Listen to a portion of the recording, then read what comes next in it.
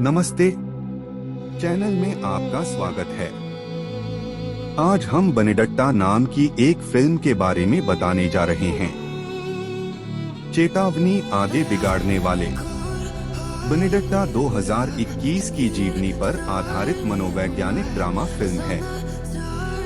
17वीं सदी के इटली में युवा बेनेडिक्टा कार्लिनी को नन बनने के लिए पेसिया शहर के कॉन्वेंट में ले जाया जा रहा है। जब वे सड़क किनारे वेदी पर प्रार्थना करने के लिए रुकते हैं, तो डाकुओं का एक समूह आता है और बेनेडिक्टा की मां का हार चुराने का प्रयास करता है। भक्त बेनेडिक्टा उन्हें चेतावनी देता है कि वह वर्जिन मैरी के साथ बात करती है, जो उन्हें दंडित करेगी। जब एक पक्षी, जिसे बेनेडिक्टा ने एक संकेत के रूप में पहचाना था कि मैरी ने उसे सुना है, दस्यु नेता की आंख में शौच करता है, तो वह हार वापस देता है। पेसिया में बेनेडिक्टा को एब्स फेलिसिटा द्वारा संचालित कॉन्वेंट में ले जाया जाता है। वर्षों बाद बेनेडिक्टा एक बड़ी औरत है और एक धर्मनिष्ठ नन है। एक नाटक के दौरान, जिसमें बेनेडिक्टा वर्जिन मैरी की भूमिका निभा रही है, उसे एक दर्शन मिलता है कि यीशु उसे बुला रहा है। बार्टोलोमिया नाम की एक युवती अपने अपमानजनक पिता से कॉन्वेंट में शरण लेती है। बेनेडिक्टा को कॉन्वेंट के जीवन में गरीब और अशिक्षित बार्टोलोमिया के एकीकरण की देखरेख के लिए सौंपा गया है। बार्टोलोमिया बेनेडिक्टा को बताती है कि उसके पिता और भाइयों ने सका यौन शोषण किया था। उस रात बार्टोलोमिया ने बेनेडिक्टा को चूमा। बेनेडिक्टा ने बार्टोलोमिया को मठाधीश और उसकी बेटी बहन क्रिस्टीना से सावधान रहने की चेतावनी दी। बेनेडिक्टा को यीशु के दर्शन होने लगते हैं कि वह उसे अपने साथ आने और खतरों से बचाने के लिए बुलाए। एक विशेष रूप से भयावह दृष्टि के बाद, जहां एक आदमी जिसे वह यीशु के लिए गलती करती है, उसे सामूहिक बलात्कार से बचाती है। बेनेडिक्टा एक गहरी बीमारी में पड़ जाती है। एब्स फेलिसिटा बार्टोलोमिया को उसकी देखभाल करने के लिए नियुक्त करती है।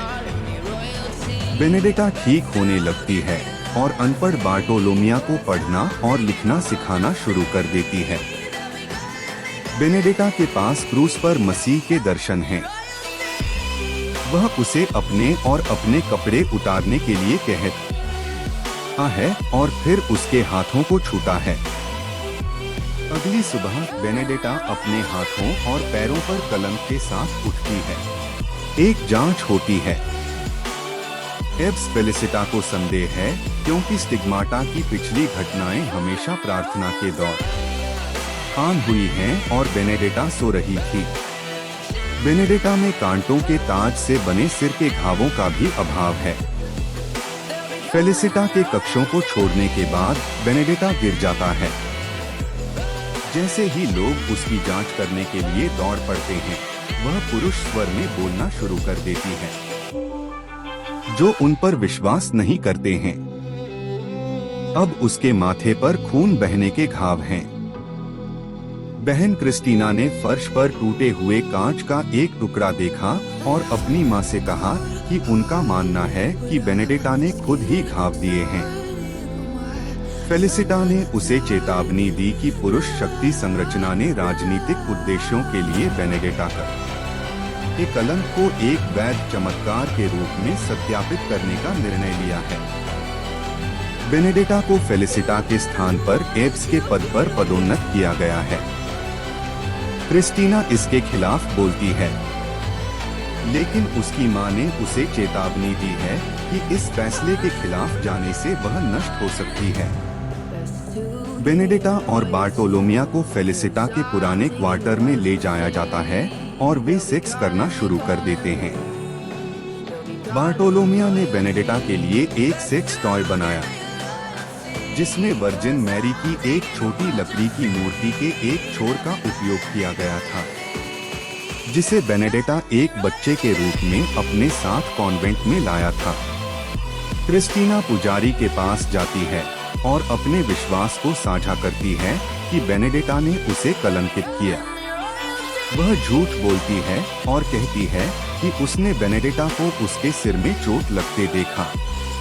अगले दिन भोजन के समय पुजारी क्रिस्टीना को सार्वजनिक रूप से अपने आरोप लगाने के लिए कहता है।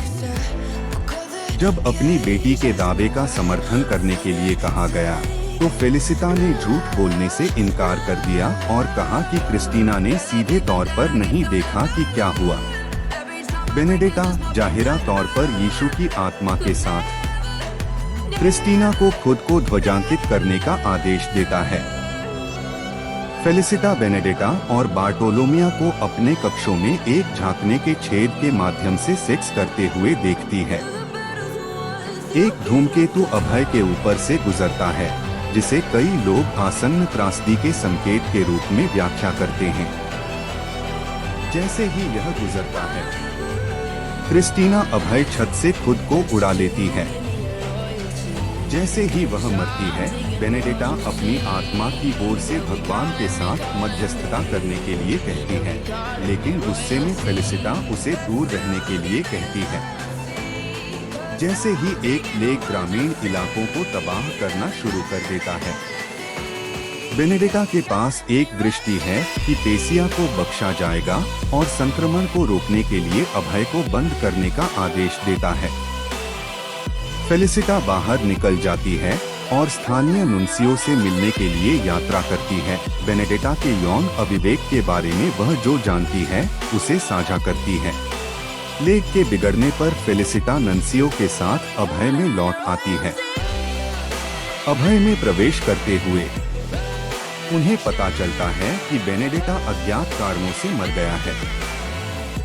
जैसे ही नुन्सियो अंतिम संस्कार का संचालन करने का प्रयास करता है, बेनेडिटा जागती है, कह रही है कि वह स्वर्ग में थी और सभी उपस्थित लोगों के भाग्य को देखा है।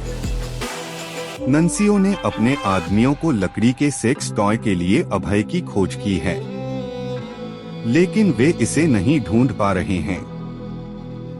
वह बेनेडिटा के आचरण की एक कोर्ट ऑफ इंक्वायरी खोलता है।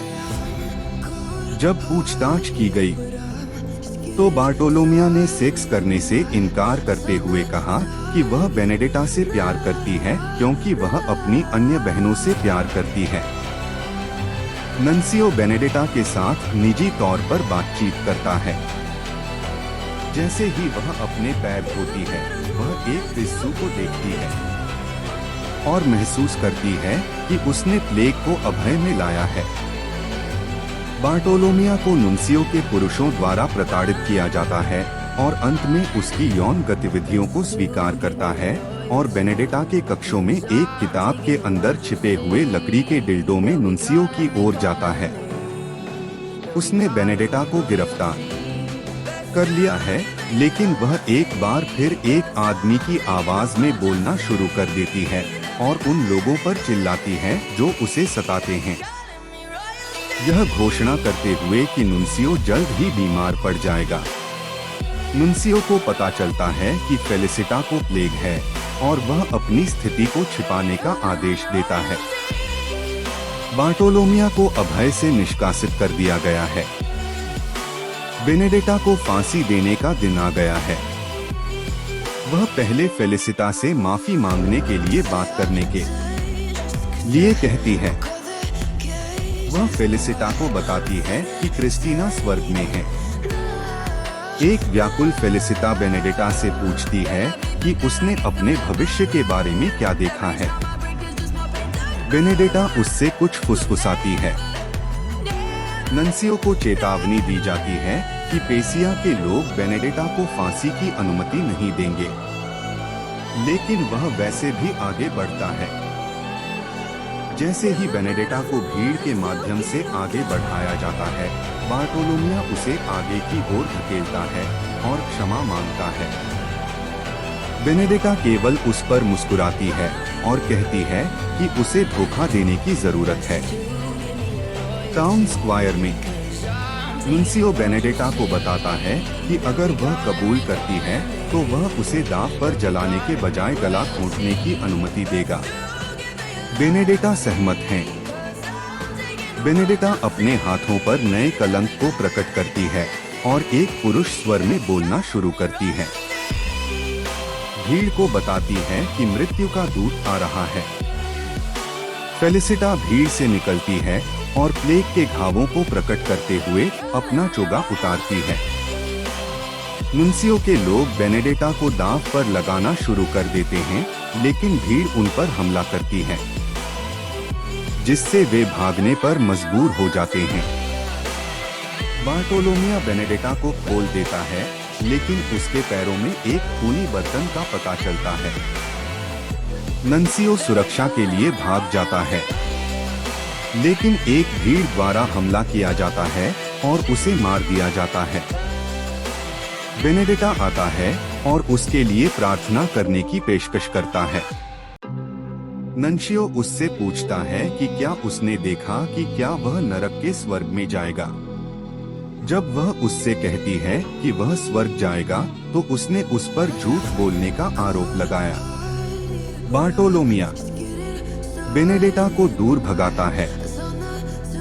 फेलिसिटा बेनेडेटा के लिए चिता पर कदम रखती है और उसे जलाकर मार डाला जाता है। शहर के बाहर एक परित्यक्त स्थिर में बेनेडेटा और बार्टोलोमिया जागते हैं, एक साथ रात बिताते हैं। पेसिया को दूर से देखकर बेनेडेटा ने कपड़े पहनना शुरू कर दिया और कहा कि उसे वापस जाना है। बार्टोलोमिया ने उसे रहने के लिए कहा और कहा कि वे अंततः एक साथ हो सकते हैं और वे कहीं भी जा सकते हैं। वह बेनेडेटा को स्वीकार करने की कोशिश करती है, बस उनके बीच कि उसने अपने कलंक को नकली बना दिया, लेकिन बेनेडेटा ने मना कर दिया, इस बात पर जोर देते हुए कि लोगों को उसकी जरूरत है। बेनेडेटा पेसिया की ओर बढ़ जाती है। एक शीर्षक कार्ड से पता चलता है कि बेनेडेटा 70 वर्ष की आयु में अपनी मृत्यु तक अभय में रहती थी और प्लेग ने पेसिया को बख्शा था। धन्यवाद।